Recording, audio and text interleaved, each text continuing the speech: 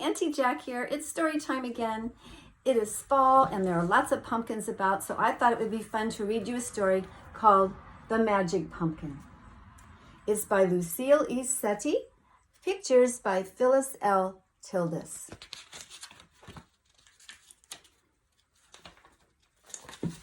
Oops, sorry. Here we go. No one in Dayfield liked old Mr. Squiggs. He was grumpy, he was grouchy, he was nasty, he was mean. What's more, Mr. Squiggs didn't like anyone in Dayfield. He didn't like children. They were too happy. He didn't like animals. They were too noisy. He didn't like grown-ups. They were too nosy. But Mr. Squiggs did like two things. He liked to be left alone, and he liked Halloween.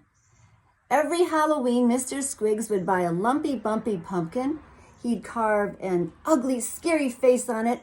Then carefully, very carefully, Mr. Squiggs would put the pumpkin on the front porch of his house and light it. Then Mr. Squiggs would hide in his house without making a sound. He would wait for the children to walk past his house. Mr. Squiggs waited to hear the children scream. Mr. Squiggs was never disappointed. Every Halloween, his pumpkin would be scarier than ever before. And every Halloween, the children would scream louder than ever before at the frightful sight. Oh, he was mean. That's what happened every Halloween until one special Halloween and one very special pumpkin. Mr. Squiggs had found that pumpkin in a pumpkin patch. He had gone there late in the day. All the beautiful round orange pumpkins had been sold. The rest lay sadly on the ground. Mr. Squiggs walked around and then he spotted it. It was the perfect pumpkin for him. It was lumpy. It was bumpy. It was ugly and somewhat green.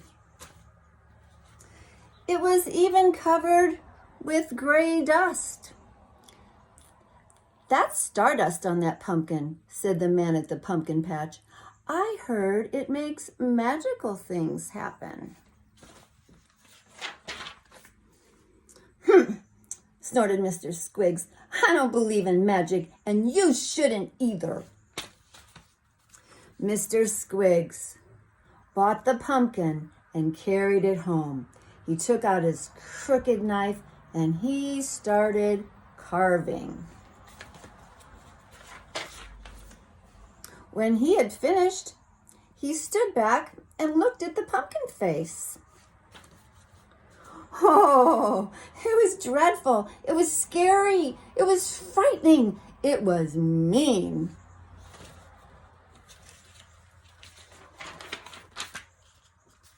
Mr. Squiggs put that pumpkin on the front porch of his house. He put a candle in it and lit it, and he raced, and he hid inside, and he hid behind the curtains, and he waited. But the pumpkin wasn't waiting. It was too busy. It puffed up its mouth. It wiggled its ears. It blinked its eyes. Then the magic began. Slowly, very slowly, the pumpkin's face began to change. Its eyes grew round and friendly. Its nose started twitching. Its mouth turned up in a smile. Soon, groups of children gathered round the pumpkin.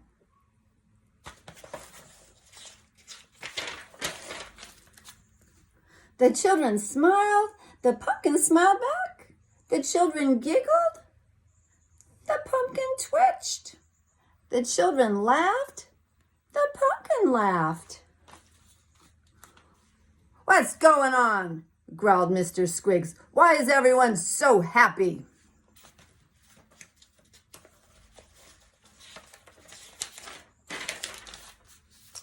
Mr. Squiggs, he stomped his foot and came out of his house. He pushed the children aside. And then, the real magic happened.